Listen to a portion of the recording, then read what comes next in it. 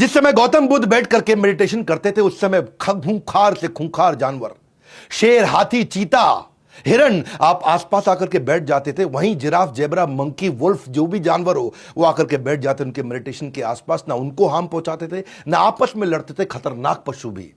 कल बुद्ध पूर्णिमा का दिन है, इसीलिए आज गौतम बुद्ध का स्मरण करने के लिए हम लोग आए हैं।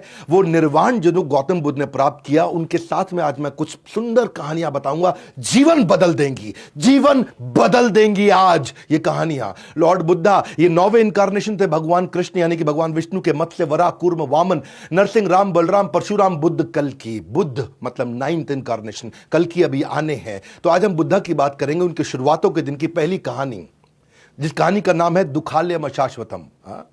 क्या है कहानी? है महाराज शुद्धोदन, सम्राट शुद्धोदन और उनकी महारानी महामाया, इनके पुत्र थे गौतम बुद्ध। जब महारानी महामाया जन्म देने वाली थी एक बच्चे को, तो सोची कि मैं अपनी मां के घर जाती हूं। अपनी मां के घर जाने के लिए जब अपनी टीम के साथ अपने आसपास जो उनके सारथी थे उनको लेकर जा रहे थे, तो रास्ते में उनको प्रसव पीड़ा हुई।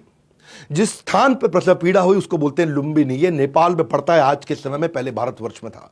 लुंबिनी में एक पेड़ के नीचे उन्होंने गौतम बुद्ध को जन्म दिया। आज भी वहां पे लगभग 12 लाख टूरिस्ट हर साल जाते हैं, फॉरेन टूरिस्ट पूरी दुनिया से, और खास तौर से इंडिया, थाईलैंड, श्रीलंका, चाइना।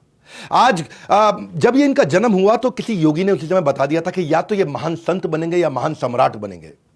महाराज सम्राट शुद्धोदन ने जब बात सुनी तो उन्होंने सोचा कि ये महान सम्राट बनने चाहिए, संत नहीं। अगर संत बन गया तो मेरे आगे उत्तराधिकारी कौन होगा? और ये संत ना बन जाए, इसके मन में वैराग्य ना आ जाए, तो इसे सभी प्रकार के दुख, तकलीफों से, समस्याओं से दूर रखता हूं। जब ये कभी दुख देखेगा ही नहीं तो उसके मन में वैराग्य आएगा ही नहीं। तो उन्होंने उनको महल के अंदर, राजमहल के अंदर ही पालन पोषण किया। बहुत सुंदर अप्सरा जैसी खूबसूरत एक देवी के साथ उनका विवाह भी कर दिया। 19 साल की उम्र में उनका विवाह हो गया और ये कभी राजमहल से बाहर निकले नहीं। सारी सुख सुविधा, सारे फूड, क्लोथिंग, प्लेजर वहीं इनको मिल जाते थे। गौतम बुद्ध अभी घर पे सब ठीक चल रहा था, तो एक समय आया जब इनके पिता को कहीं ट्रैवल पर निकलना था। उस दिन अचानक ये भी अपनी कुछ टीम को बोले कि मुझको लेकर के शहर घुमा के लाओ। जब इनको शहर घुमाने लेके गए तो रास्ते में ये हैरान हो गए टूर में देख करके, एक आदमी अजीब सा बैठा हुआ। इन्होंने पूछा सारथी से, ये कौन है? बोला ये बूढ़ा आदमी है। बोला क्या हुआ, इसको देख के अजीब सा लग रहा है। बोले ये बूढ़ा आदमी है, हर इंसान को बूढ़ा होना है, एक दिन हर व्यक्ति बूढ़ा हो जाएगा। इनका रियलाइजेशन हुआ कि एक दिन मैं भी बूढ़ा हो जाऊंगा। आगे गए तो उन्होंने देखा कि एक आदमी करहा रहा है, सड़क पर लेटा हुआ है। उन्होंने पूछा क्या हुआ? बोले ये बीमार है। बोले बीमार क्या होता है?